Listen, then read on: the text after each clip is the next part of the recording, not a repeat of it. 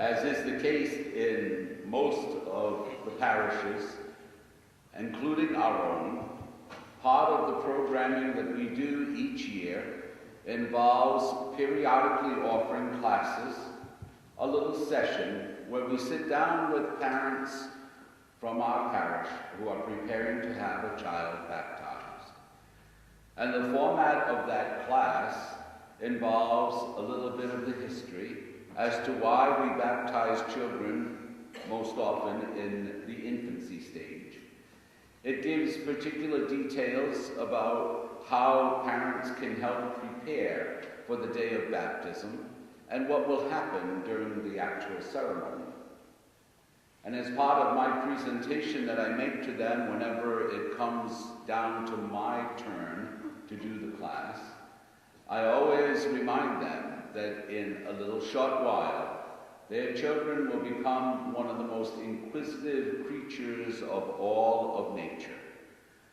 Constantly they will be asked, "What's that?" and "Why?" They will point out different things and ask what it's all about.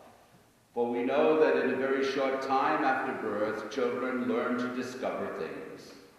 They discover by touch, by sight, and certainly by appearance.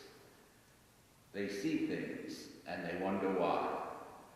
They have to taste things even though it may be nasty for them.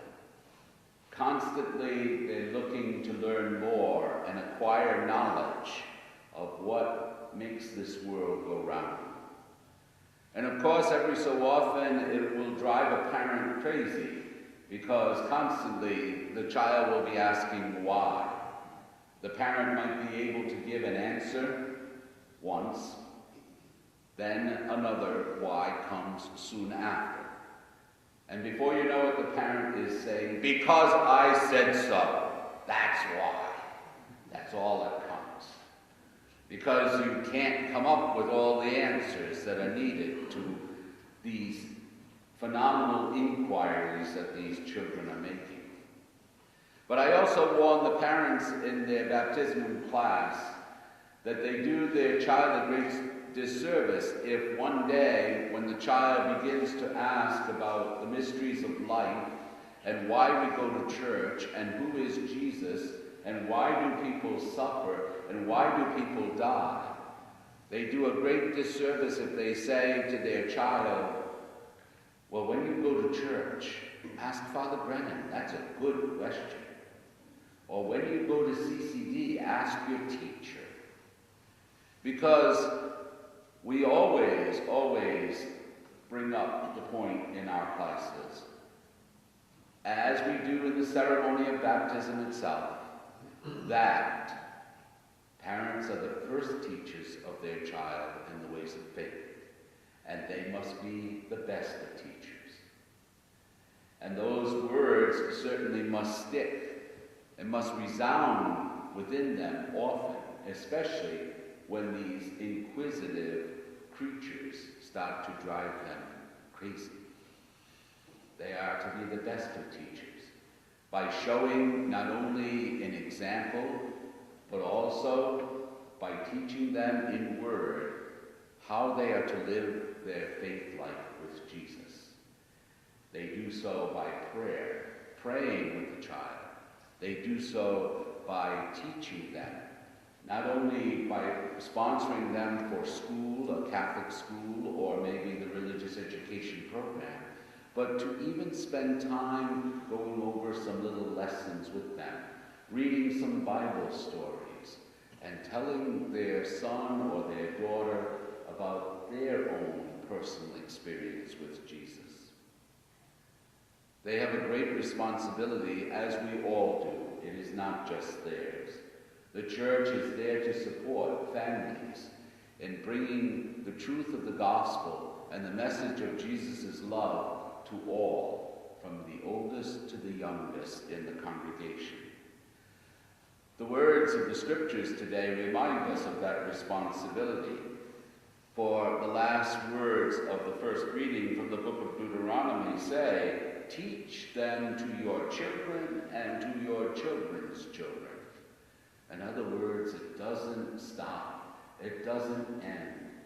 And those of you who are here today who have adult children, you know that there's still a responsibility that you have to be the best that you can be in bearing good example and in teaching your future generations, your younger generations, those responsibilities and those privileges that come with faith.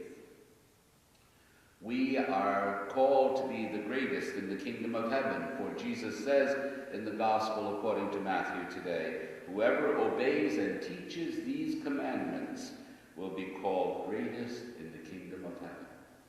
It's a full-time job, just like parenthood is a full-time job.